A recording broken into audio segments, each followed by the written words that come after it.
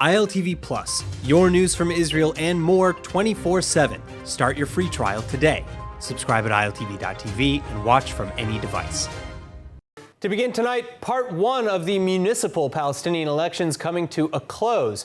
And with a massive 65% voter turnout, some 400,000 people casting their ballots, reportedly ending with a small boost for Palestinian Authority President Mahmoud Abbas's Fatah party.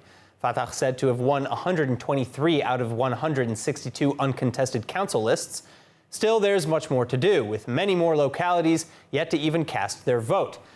Here to discuss is founder and director of Palestinian Media Watch, Itamar Marcus. Itamar, thank you so much for joining us again. Now, first off, can you explain a little bit about the logistics of how the elections have been divided between now and March of 2022?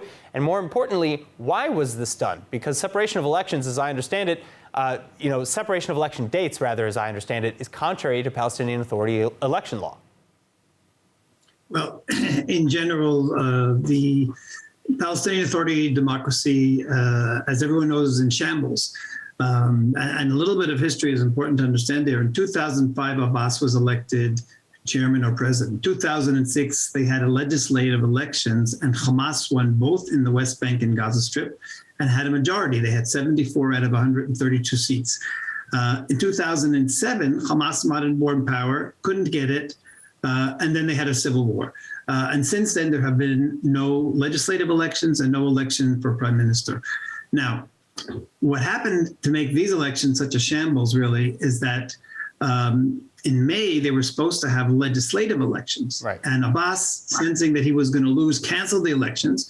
Because of that, Hamas didn't even officially run in these elections. Now, therefore, it's very hard to tell who really won in these elections, because 70% of the people who won were running on independent lists. So both Hamas and Fatah are claiming that they won. Now, even if a majority are actually Fatah leaders, it's in any case indicative of how Fatah is in serious, serious trouble. Because when Fatah, in its heyday, people would be proud to run on a Fatah list. What's happening now is that even Fatah supporters ran on independent lists because they didn't want to run on the Fatah list. So that's an indication. In fact, that's why Fatah was doing so poorly in the polls before the last elections that didn't happen in May. I'm sorry, in the May elections. Fatah was doing so poorly because Fatah had split into three separate parties. Mm-hmm. So I think these elections show that Fatah is still in shambles as an organization.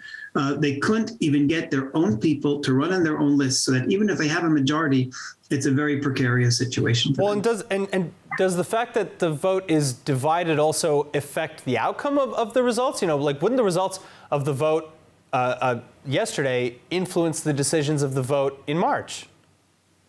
Absolutely, and everything that's done by the Palestinian Authority, by Mahmoud Abbas, is only done for his own political gain.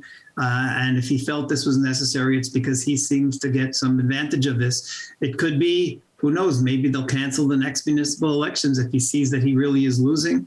Again, it's very difficult to say what exactly he's trying to gain by this, but absolutely every decision that is made in the name of democracy is all really done to promote the Palestinian Authority and Fatah.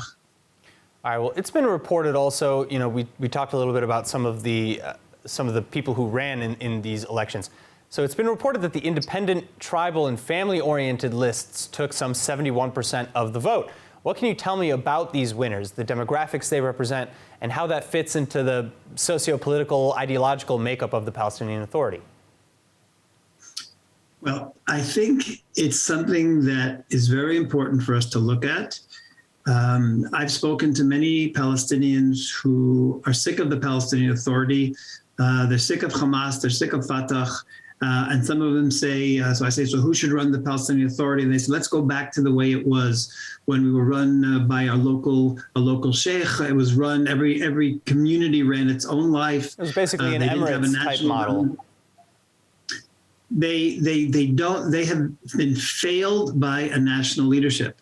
Their allegiance is very strongly to their family, to their clan, to their religious grouping within their community, to their neighborhood. This is where their strongest allegiance is, much more than to the Palestinian Authority. And the fact that 70% of people won on those lists might be some kind of an indication that Israel should be possibly looking for a different kind of leadership the day after the Palestinian Authority.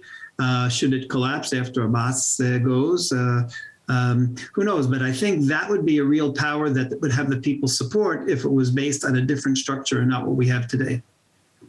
All right. Well, you've left us with some very interesting things to consider. Itamar Marcus, thank you so much for joining us.